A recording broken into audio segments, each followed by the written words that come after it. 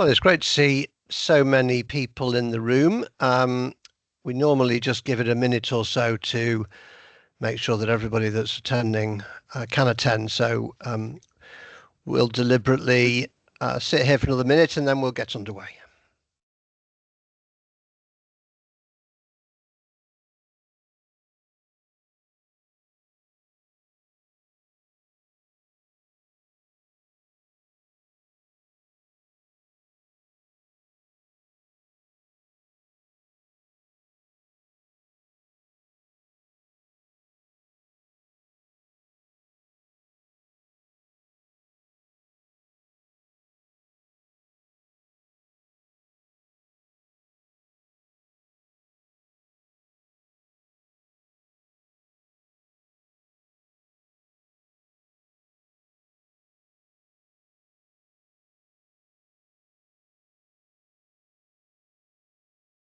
Great. Well, welcome everybody to the Institute of Economic Development's afternoon event today. I'll make it 1 minute past, so we'll get underway.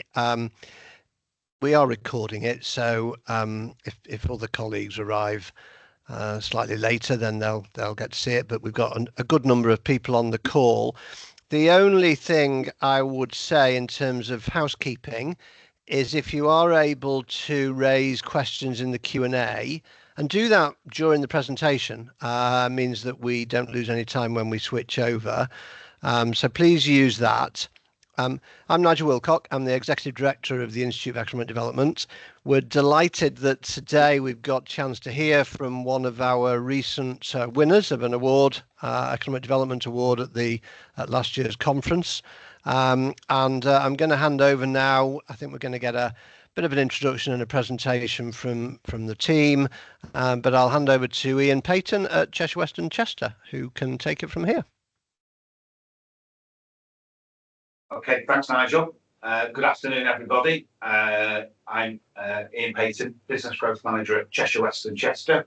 I know you may think that we're in some salubrious council office building, but just to reassure you, I'm not in a council building. I'm actually sat in the premises of our partners, TMC, in Congleton in Cheshire. So, and it is very salubrious compared with my office most days.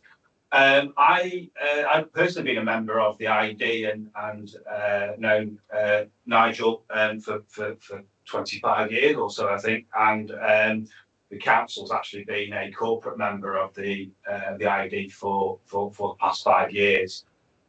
First of all, I'd just like to introduce my colleagues who are in the virtual room. So to my right, to your left is Dan Harmer, Senior Account Executive here at TMC. Afternoon, everybody. My name is Charlie Crowley, Senior Account Manager at TMC. And good afternoon, everybody. My name is Tim McLeod, and I'm the CEO of TMC. So, as Nigel said, we were fortunate enough to be the winners of the most innovative project of the year at the iED Awards back in November. There's our winning photo, as it were, and I think it was a pleasure to attend the awards, but also to secure the award. And I think we did put a lot of effort into the submission, and certainly from a team point of view, it's not something that we did lightly. And I think sometimes with work pressures, etc., and other priorities, it's not something we've done as a local authority. So really pleased that we actually bit the bullet and made the effort, and consequently we picked up the award on what was a great evening, and along with some great other projects that we saw during the evening. So without further ado, I'm going to jump in just to give you a bit of context. I think it's really important for those local authorities and partners who are on the call. Just for those of you who don't know, and apologise if you do know about Cheshire, West and Chester, but I think it's useful to give you the context of where we are, what we do. So we're the fourth largest authority, established in 2009. And in terms of location, say we're sort of equidistant Liverpool City region and Greater Manchester, but also quite unique in the fact that we've got the Mersey D alliance, which obviously includes some of the Welsh authorities. That gives us certainly an interesting economic dynamic working with those, working across those partners. And I think more recently, what we're seeing is this whole conversation around, devolution for Cheshire and Warrington expected in 2026. So that's really ramping up as we speak. We're in the next wave of devolution deals. So that's creating a lot of extra work for the local authorities, but also working with our previous LEP, the Enterprise Cheshire and Warrington, sort of firming up those plans. And I suppose it's that question that we ask ourselves: where do we fit as a local authority within that in terms of our economic development activities? So again, a bit of context around some of the key sectors and the towns. Chester, which some of you may know, predominantly visitor economy, Chester Racecourse, cathedral, etc. But traditionally quite a strong financial services sector. Likes of Lloyds Banking Group, Bank of America, sitting on the business park. So that's quite successful. So that's Chester, and I've sort of split these into the geographies because it's something I'll pick up on later on in the presentation. Ellesmere Port, which is currently sort of focused for the national sort of HyNet project, but very traditional chemical manufacturing, automotive. So Stellantis and the recent investment there and relocation of activities down in Luton up to Ellesmere Port has been really important. And then Mid Cheshire, which includes Northwich and Wixford, advanced manufacturing. We've got the likes of Jiffy Packaging, Henkel, Tiger Trailer. So it's a mixed bag there from those three areas. And then we often forget about it, and interestingly, it's a conversation to be having sub-regionally now. We've got a large rural economy, and again, this is an important note that a third of the borough is rural in terms of our businesses. We've got some very large estates, so Grosvenor and Bolesworth, and who've both got significant numbers of business tenants, both within business parks and business centres, but also in single sites. So some major employees in those areas. So really, that sort of gives you the context. It's quite a vast area, and it's something I'll pick up on in a bit. In terms of business growth and what we do, again, I'd say it's quite a traditional approach. We've got core services around enterprise startup support, account management of those key companies, which I've sort of previously mentioned across those geographies, as well as in wood investment. And I have to say those, although they're core activities, it doesn't feel like I've been doing them for the last 5 years because of COVID and post-COVID and SPF work. So I'm sure that's something that chimes with many colleagues on the call.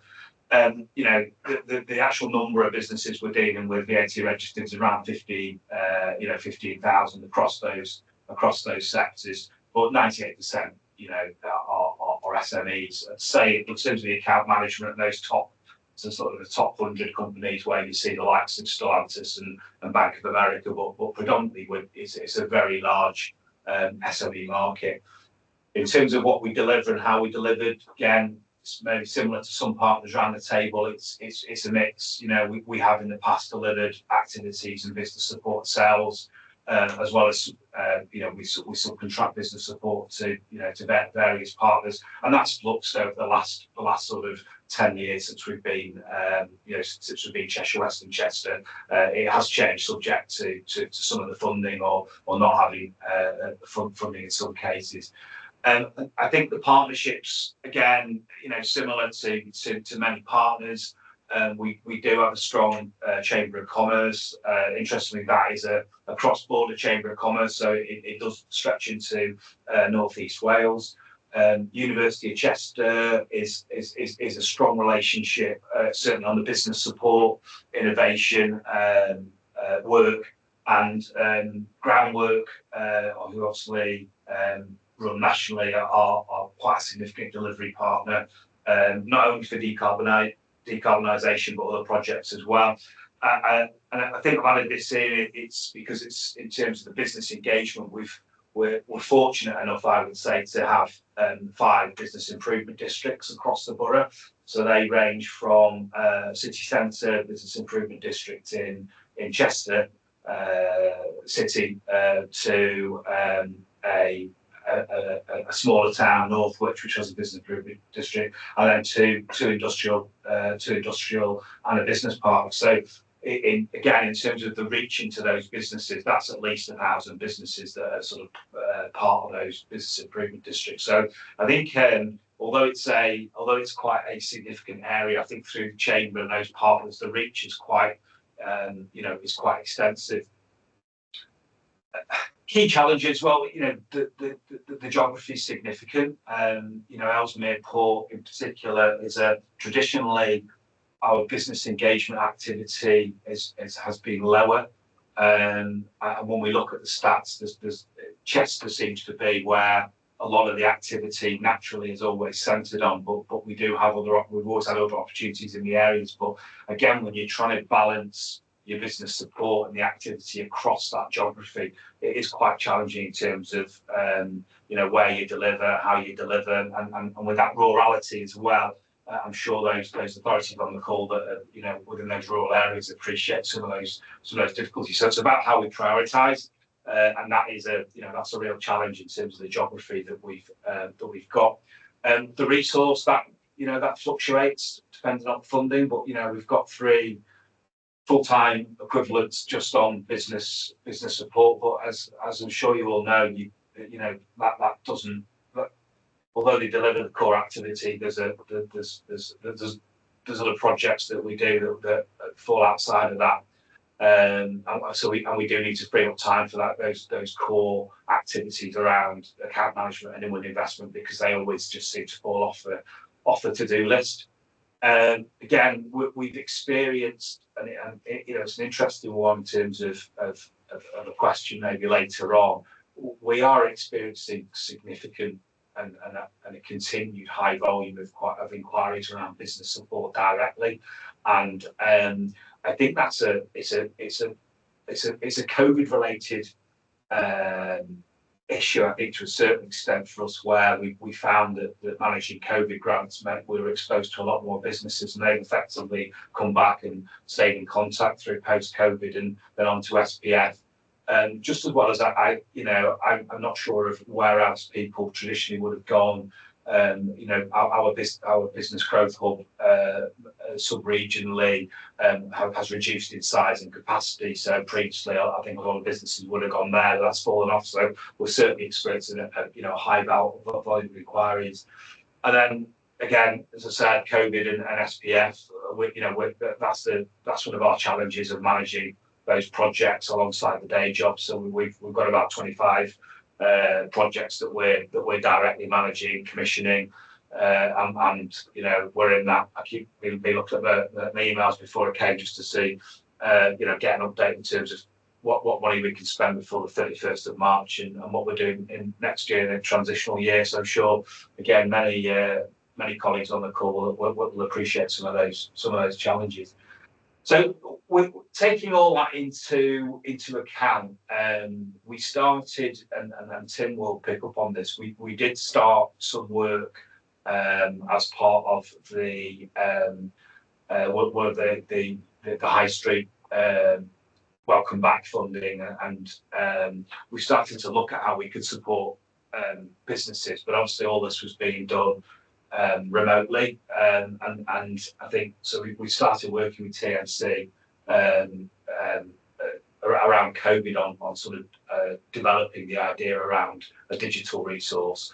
And I think I'll say it now that this is not the solution. For business engagement, it's a part solution. I think need for face-to-face and the relevant business teams and business engagement with local authorities and relevant partners is always going to be required. So I'd never be advocating that the digital route is going to replace everything. So it's just to reiterate, for me, it's a part solution to providing that support to businesses. I think in terms of how we've developed it, one of the key things to say is it's genuinely been over the last 2 to 3 years around the business intelligence that we've gained through working on some of the projects, which sort of why I put that previous slide up about having more engagement with businesses. And the fact is that we've had the opportunity to engage with more businesses and have more conversations, and I think that's allowed us to gain that intelligence into developing what we're going to touch upon next. For us, we see what we're doing is more of a long-term solution around a digital resource rather than sort of a short-term fix.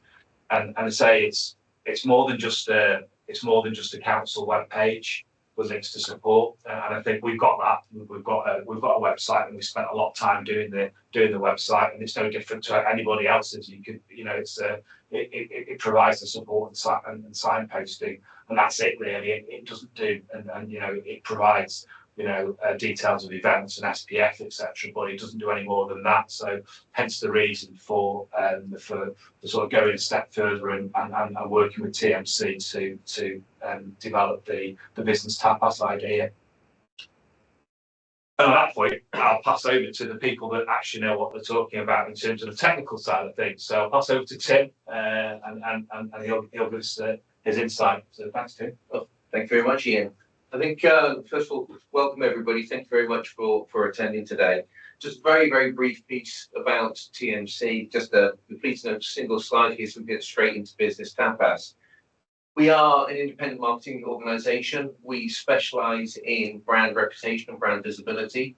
And with it, I'm proud to say we are also a King's Award winner for Enterprise as part of where we are. We've had a relationship that has gone back, with different people, sort of, from Cheshire, Cheshire West, Warrington, that's stretched over 15 years. The company itself was founded in 2006, and so we're 19 years old today, and we're very proud of the relationships that we actually have and the impact that we've made.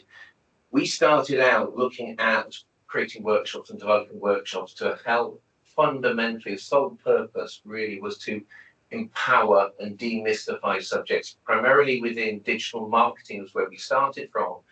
But there was a passion, and COVID accelerated this, as Ian said, with regards to how do we reach people during the COVID period, but how do we also create a lasting legacy? And that out of that was formed from a brainstorm idea of how do you also not overpower SMEs and micro businesses and SMEs? How do you not overpower them with too much information in one go?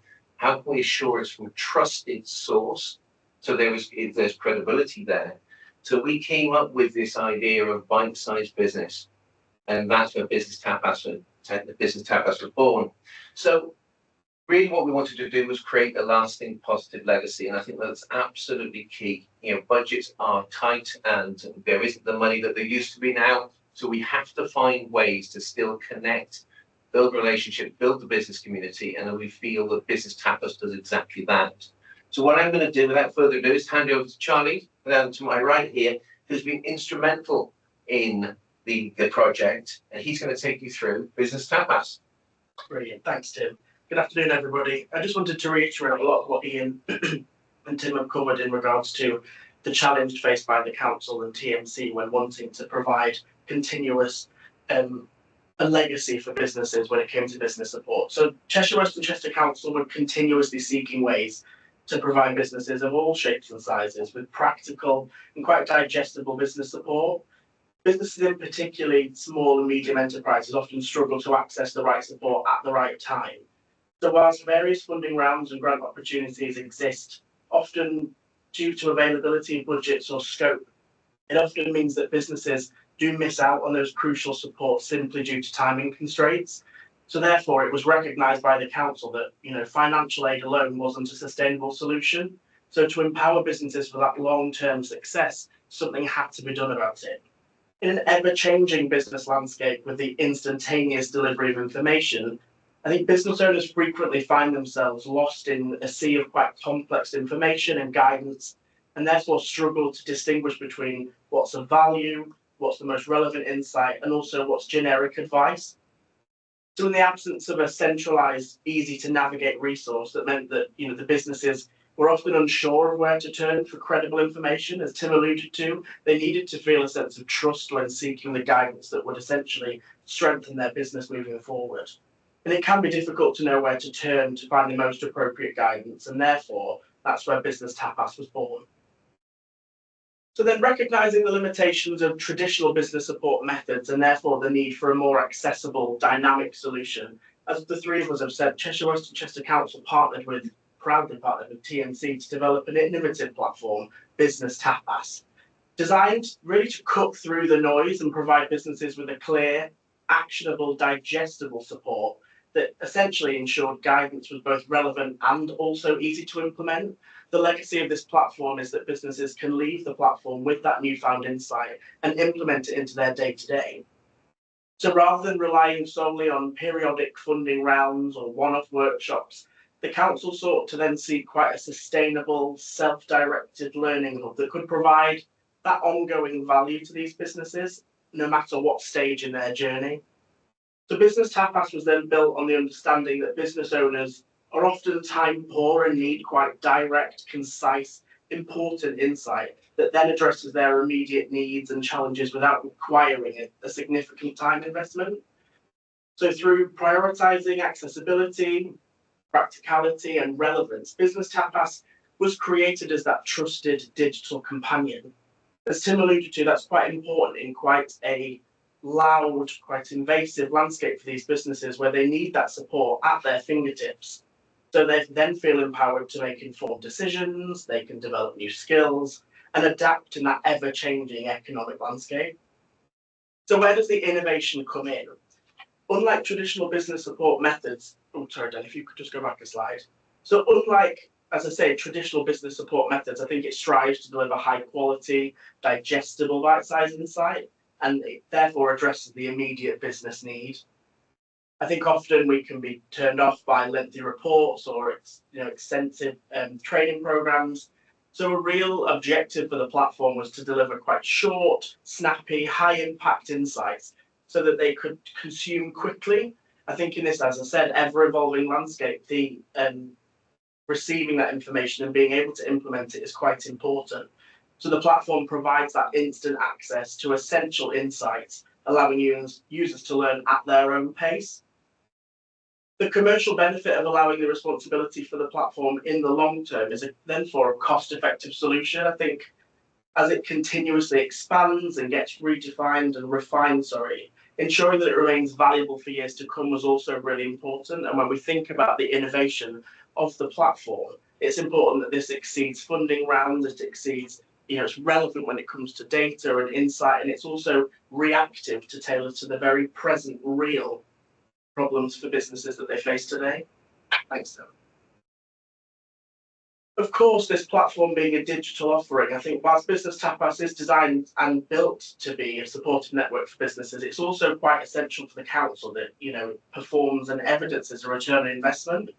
I think, the cost-effective, scalable solution of the application reduces the reliance upon resource-intensive support programs, and whilst demonstrating the council's commitment to growth, I think it's important that we can continue to monitor the uptake of this platform as we continue to move forward.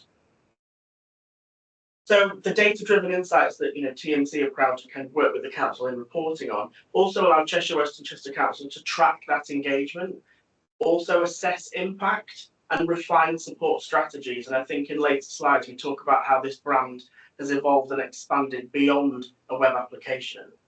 I think it's really important in doing so that ensuring that their investment translates into the long-term economic benefits for both businesses and the wider community. And that's what the Business Tapas platform is all about, community. It's really key that it sings and celebrates the businesses that can value the content on there. So therefore, it's invaluable that this really kind of communicates the need for collaboration and network and community. So Business Tapas was also something that was envisioned as a platform that goes beyond its initial geographical boundary. Although, inception with Cheshire West and Chester Council and TMC, I think it was important that, extending its reach to businesses across the UK was really important and actually quite a goal for the platform. I think through leveraging sort of strategic SEO strategies or targeted communication campaigns, engaging digital content, I think the platform has attracted a national audience, as evidenced by the heat map showing significant traction beyond the local authority. And I return to the point of legacy. I think what's really important about this platform and the value that it brings to businesses, it has no boundaries. This information and the insight provided is applicable to businesses no matter where you are. And therefore, this application allows anybody to view the site, take the content, and hopefully implement to better business growth. The widespread engagement then also reinforces the platform's value and scalability, and it positions it then as a leading digital resource for business support. And I think the growing community, as I mentioned in a slide previously, I think of like-minded individuals and businesses sort of dedicated to bettering the skills and knowledge of these businesses is really standout. From the outset, the platform needed to adopt quite a collaborative and inclusive environment, bringing together businesses and leaders, industry experts and specialists to contribute to the valuable insight. I'm very proud to see quite a few logos on screen here of contributing authors to the platform at present. I think to achieve this, therefore, Business Tapas was designed to be a network of diverse voices. I think ensuring that businesses receive practical, relatable and sort of actionable advice tailored to real-world challenges was key. Whilst the overarching tone, maintains consistency, and there is an element of uniformity to the content, I think the variety of contributors, as evidenced on the screen, really adds to the depth and authenticity, making it relevant to all businesses wherever you are on your journey. A lovely quote here from Louise Goodman at the University of Chester, one of the partners that Ian proudly mentioned earlier. I think just being able to see firsthand that this platform has monumental impact to the businesses has been a real achievement for us all around the table. I think just recognising that it goes beyond the sharing of information, it's also evidencing the impact and the growth opportunity as a result of a business leaving with the relevant insight to move forward. So as the platform expands, so too does the network of advocates and content creators, and I think reinforcing its value and reach, I think that's really important. As Tim alluded to, TMC's mission to create positive impact aligns with Cheshire West, and I think therefore building a supportive knowledge sharing ecosystem is something that we are proud to be in the middle of creating. And I think by encouraging businesses to not only consume content, but also contribute, as I mentioned in the slide previously, Business Tapas then evolves into a more than just a learning tool. It becomes a dynamic, empowering community where businesses can connect, learn, grow, and we hope then to educate, empower, and elevate. So the fundamental values and the core missions of the platform, as I mentioned before, educate, empower, and elevate. Our hope is to bring these values to businesses of all shapes and sizes to better their skills, to grow and to develop. And I think one thing that was really important as the platform and the brand developed was strengthening that brand presence within the community and sort of reinforcing the value that the platform brings. So the Business Tapas Workshop mini-series was created. So as we go through the next few slides, 5 informative sessions have taken place since November of last year, providing businesses with relevant insight over a range of topics spanning personal brand, as seen on screen here, film and photography, TikTok, would you believe it, and the world of AI. And I think building this community and allowing the sharing of knowledge really strengthened the business's insight and skills. And to be a part of that session was a very fulfilling opportunity just to hear the feedback and also witness firsthand whether it's a business creating a TikTok or whether it's someone wanting to better their online presence. It's important that the Business Tapas brand is very relevant at the forefront of people's minds as that household name for wraparound business support. To bring in a range of experts to contribute and share knowledge, in the newly refurbished Meridian House. Dan, if you could just go back a slide. The venue, a central venue for Cheshire West and Chester Council, Meridian House is becoming a hub for business sharing. It's a Business Tapas branded space, and it certainly brought a new lease of life to the venue. I think that pop of sunshine yellow really sings within that environment, but it's one to sort of breed and create community. I think it's an opportunity to bring people together, whether it's through networking events, whether it's through masterclasses as seen on screen. I think we hope that, again, playing to that legacy piece, Meridian House is used and utilised for years to come. So, what next? I think it's really key that this platform continues to grow. And as we said, innovation. Cheshire West and Chester Council were incredibly proud to receive the Most Innovative Project of the Year award. And I think when we talk about how this then has legs beyond funding rounds, beyond often timeframes and scope challenges, I think it's really important, Dan, if I could ask you to go to the next slide, that we continue to strengthen the partnership within the platform. As I alluded to in a couple of slides previous, we are very grateful for a growing number of contributing authors that really strengthen the value of the content on the platform. And I think moving forward, having a diverse range of contributors will really set this platform aside. Of course, as Ian alluded to, it's one part of business support, and I think ensuring that it remains relevant and at the forefront of digital innovations, that's very important. So we're looking to continually seek to bring new interactive features to the site, enhance the digital capabilities of the platform. As we'll go to on in a slide in a moment, we're also looking to create social media platforms. I think it's important that the voice of Business Tapas is accessible and sort of communicating wherever possible. I think I mentioned a slide or two before. We want to be at the forefront of these businesses' minds. So through the creation of whether it's Facebook, Instagram, LinkedIn, we want to provide and grow the Business Tapas community. And lastly, the PR opportunities. I think we understand and recognise the potential and the opportunities in front of us. So wanting to also maximise that through promotional communication strategies to really push the brand and make it, like I say, a household name. So as I said, please feel free to scan the QR code if it can work through the screens. That'd be brilliant. Otherwise, do head to Business Tapas over a range of social handles. We very much appreciate the follow. But I think as the platform continues to grow, we want to add people to our community. We want to strengthen that like-minded team of individuals moving forward way beyond the initial platform.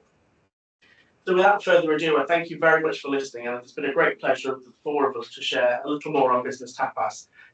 Nigel, I'll hand back to you just if there was any questions. Yeah, no, that's really great, and thanks very much for the presentation. There's no questions in the Q&A yet, but that is generally not unusual because people are listening and they're not busy typing their questions. So please, if I could encourage people to put questions in the Q&A. I guess one question that sprang to my mind while we were listening to it, and I mean, correct me if I'm wrong. So in the end, this is customizable according to your interests, and then you get a feed of really interesting and useful articles around business support. I just wondered, how you're gaining all of these, the community of people providing the articles, and then secondly, I guess because it is business support, the content sort of verification, do people submit articles and you sort of read them and then action at have they been verified in any way, I guess is the question. So they're the two questions to kick us off, if that's all right. What was the first one? Sorry, Nigel. You repeat the first one. How the extent to which you're growing the number of contributors and how you're doing that, and the role people can play. So I think at the moment, and colleagues could chip in. At the moment, what we've focused on is I think we've developed that the last 2 years, and prior to that, through COVID, we've genuinely developed a really positive ecosystem working with the public sector partners. I think that's fair to say. So the relationships, I think, has significantly improved, and the trust has significantly improved. Not just between ourselves and the partners, but more with the partners, between the partners as well. So in particular, and so that's the first thing to say. So in terms of that content, some of those partners we've linked in at the moment with around some of the shared prosperity funding programs, really. So each of those partners have brought a specialist, of whether that's been around innovation whether that's been around exporting, whether that's been around decarbonisation. So that's where we sourced that initially. I think it's fair to say, we were talking about it before on the call, the key and one of the opportunities is about extending, first of all, the other partners. So, for instance, things around social enterprise, which is something that we are co-ops where we've not really got a lot of expertise on that in-house. We've been working with a couple of local partners, and they're starting to provide that. So I think the first phase is around some of our nearest and dearest effectively. So there's some immediate partners currently aren't providing anything. I think the next phase is about that wider network of experts within several fields, whether that be within your HR, your AI, your recruitment skills, etc. And that's the sort of, there are people that we can approach and we know, and we've had conversations. We've just not got to that stage yet. So I would see it effectively a network of approved private sector partners coming on board as the next phase. So we've had those conversations, we've just not progressed them. I don't know if there's well, no, just to add to that, in that I think we're very enthusiastic about where this platform goes next, and I think throughout the slides and throughout three of us talking this afternoon, I think it's clear that we want to build community, we want to reinforce that legacy, and I think that does mean that we need the support and contributions of wider experts and advisors, specialists in fields. The goal is also to make the platform data led. So through the people that engage with the site, is there a particular interest that is maybe requiring further data on the site? The current interests range in skill and specialism, whether it's marketing, finance, HR, you name it. There's quite a few interests on there at the moment. But yes, to Ian's point, I think we're very much wanting to see that as the next step. Did that answer both questions now, George? Well, I think it sort of does, because at the moment you've got trusted, I think you said trusted trusted providers. I was interested around quality assurance, and Jonathan Hughes has just put something in as well around quality assurance. But actually, it's trusted network providers at the moment, is it? At the moment, and I think that's the challenge is going to that next phase around how effectively it's what's that vetting process, isn't it? I think that's the question that you've asked at the moment. Yeah. I think we've been very pleased with the response from our partners, although it was quite difficult at first, if I'm right in saying we are slowly this year, the partners have got over that hurdle and they can see the benefit and therefore are providing that additional content, aren't they? And to be fair, we made it part of the contracts we issued within Share Prosperity for year 3, which we haven't done in year 1 and year 2. So it was probably fair to say that in year 1 and 2, when we just started having the conversation about business tapas, but I think now that the fact that we can extend some of the conversation into another year. So I think that's to me this isn't gonna happen overnight. It's slow burn. But what I'm pleased with is that over the last 12 months, the partners have recognised the importance of it, and they understand. They've all got their own channels, but it's not all about. It's the collaboration, and it's the fact that this isn't just. I think I said at the outset, from a council's point of view, this isn't just normal. This isn't just a website. I suppose the question is how do we navigate around everything else that's out there? So we want to try and position Business Tapas, effectively outside of the individual website. We don't want to compete with those. I think the other thing is where we would fit within the emerging combined authority. And I think my sort of initial thought is we want to have a conversation early doors, and I certainly have. I've been putting it on the agenda so that something else doesn't get created. So and that's a challenge. I'm surprised. One thing that we haven't discussed is around the growth hub. So of course, I suppose that's the thing nationally. around the growth hubs are still being are going to be supported and resourced, etc. And I suppose in theory, businesses that is the first point of call for businesses in terms of business support. So there could be a challenge around that in terms of where Tapas fits. But again, I would say that service from a national service is very much quite light touch. I may be wrong, but certainly from the Cheshire Warrington, it's very light touch, quite selective. Yeah. And I mean, we've got another question actually, but I thought that in some ways it's complementary, and actually quite often, I guess, SMEs are looking for answers to questions outside of office hours and want it at their fingertips, don't they? So, I mean, we've had a question from Stephen Taylor. I think you've broadly answered that Partners and the programme itself has been SPF funded to this point, I think. But I'll read the question.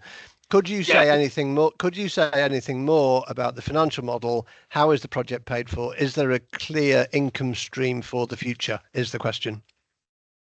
So the funding of it's been part funded by SPF as well as a small amount of core budget. And we'll continue again with that model in obviously to effectively commission TMC to support us on this with their expertise. In relation to the funding model going forward, I suppose it's that next phase, and it sort of links to my earlier point about bringing the private sector on board in terms of content. Is that there are models for sponsorship that we can put in place. I think we haven't got there yet. Again, it's something that we've had approaches about, but we've not. I think we've had heads down developing developing the platform and sort of over the last 12 months. I think this is the next phase, and actually I think we're fortunate enough to have the transitional year of SPF because it allows us to be able to effectively work with TMC and colleagues to develop that. So at this point, we don't have a model. I don't know, Tim, do you want to sort of Yeah, we've discussed about looking at sort of localization with sort of landing pages. If other local authorities were interested in actually accessing this content. At the minute, we've opened it up wide, and during the pilot phase we've been in. But the question from Stephen there is the income stream for the future. I think what we're looking at is the ability to sort of open up for potential advertising on the platform for those that feel that they want to associate themselves and their target audience are micros and SMEs. So I think that then becomes an attraction, whether at a local level or at a national level, and also starting to look towards gating content potentially. And by doing that gives the ability for authority to actually sort of buy into this and access to a wealth of knowledge that can be opened up to the SMEs that within Patch. And then at that point, that investment would then go into continue to feed the platform itself. What we would also do, as Charlie has said, opening up the community to increase the volume of what we call trusted experts within the room, which is where the verification has been. So at sort of that point, there are a number of different channels that we're looking at the minute, very open to actually have this conversation. Yeah. Great. Well, and there's another couple of things come in, and one I think actually sort of relate or partly relates to where you go with advertising. So one was, I mean, if you feel able to comment, but how you maintain. Well, I'll read the question. So how do you deal with Socilla, which I confess I'd never heard of, media platforms which are discrediting themselves by their owners as being credible? Sorry. So I mean, I guess the maintaining credibility and being recognised as a trusted source rather than a source that's all over the place. And then, shall I ask the other question? You taking both together? The other one is about if you're looking to take this. I think you've again partly touched on this, but But the person does say, apologies if they missed it, but are you looking to take this nationally, and how do you market the platform to businesses? So they're the couple of questions. If I could take that one, just to sort of combine them all, I think Yeah. we understand that the Business Tapas platform, through communication efforts and social strategies, was very much within the Cheshire, Western Chester kind of border. And I think looking to kind of expand and leave that legacy beyond the border of the authority, I think is really important. I think we identified that in order to do so, we often need to think about how this platform is seen in front of those small businesses. And often they operate through Facebook pages, through Instagram accounts, through LinkedIn pages, for instance. And I think, to a comment that you may have alluded to within the questions, we are going to be quite flexible to adapt to the demand of particular platforms. Obviously, we want to be reactive to news and insights as to whether these platforms are becoming a trusted network for businesses. I think we very much felt that with the tone and the language for where our sort of ideal audience is sitting, that these social platforms, the three that we've chosen, feel applicable. I think moving forward, there may be ambitions to move towards more video-based content through TikTok, but I think for the foreseeable, we see our audience in those three main areas: through Facebook communities, Instagram groups and followings, and then through LinkedIn as a more professional, business-driven network. And I think, to kind of tie into the latter end of your question about going beyond the Cheshire area, I think consequently, through the promotion of those methods, we would look to seek engagement beyond the Cheshire Western Chester area. Yeah, and having looked at the website myself, a lot of it's relevant, as I think you said when you showed that the map slide, that actually the content is relevant beyond the boundaries of well, even England in some cases. I mean, it goes into the whole of the UK, and in some cases it's just generic advice to anybody in the world, isn't it? Yeah, I think to add to this as well, because I think some of this was maintaining credibility as a trusted source. We know that there is a huge amount of content that is out there and that can be generated even through AI. But what we want to do is, that is where the process starts to break down with actually generating or sort of accessing content that you can trust. By local authorities being involved in this, they have a vested interest to help the economic development of the businesses within their patch. What we're doing by taking that, we cannot move beyond any shortcuts with regards to sort of creating, generating content. This has to be from trusted sources. It has to be verified, and with that, because of it being backed by a local authority, therefore there needs to be that maintenance of credibility is there, and it should be there. This is not private enterprise running off trying to create an income stream. This is very much more a long-term legacy of how do you help organizations that are looking for information to actually empower them and demystify subjects. So it is important that we actually do that, and there needs to be a moral compass that stays very firmly in place. I think by being backed by local authorities and looking towards a much more ambitious program going nationwide is in fact the way that this thing will keep hold of itself. Yeah, no, I get that. And I'm sure the audience who've asked the questions, you've asked them very fully. We've got time for maybe one more question, if anybody's one or two more questions, if anybody's got one. I'm trying to monitor both chat and Q&A, which is what always happens. But I think at the moment we're clear of questions, or those we've had some good questions.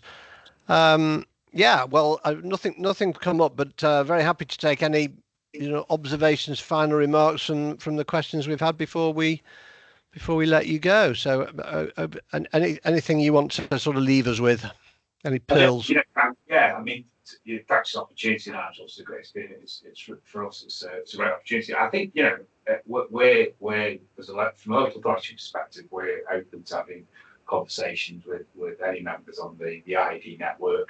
As I said, to underline, this is not the solution to delivering business support and economic development. This is a part solution. We're always going to have that face to face, but it's for as I outlined earlier on. when even if you're in a smaller authority, for me personally and the team, the challenge is always about the volume of inquiries that come both internally and externally, and the resource that we've got, which seems to get smaller and smaller year on year in terms of staffing. But the expectation, as we all know, remains the same. So for me, having the digital solution that we've got at the moment, I think thanks for the comment there. We could talk about that on another call if you want. For me, having the digital solution there does really help us in terms of delivering support to the business community alongside all those other partners, and that's the key thing. So welcome to Charlie's put all the details there. Welcome to have separate chats about working with anybody who wants to on it. So just once again, thanks a lot, and thanks to the guys at TMC for giving up the time as well in their non-council type offices. No, well, that's great. And I think increasingly, in the days when a simple Google search can lead you down all sorts of things that aren't trusted, I think this actually becomes something that you can go to with the knowledge that whatever you get on there is valuable and can be believed and acted upon. So really, thank you very much. Thank you for being February's afternoon discussion for the iED, and hopefully see you all again soon. But thank you. Thank you. Thank you very much. Cheers. Yeah, thanks. Bye.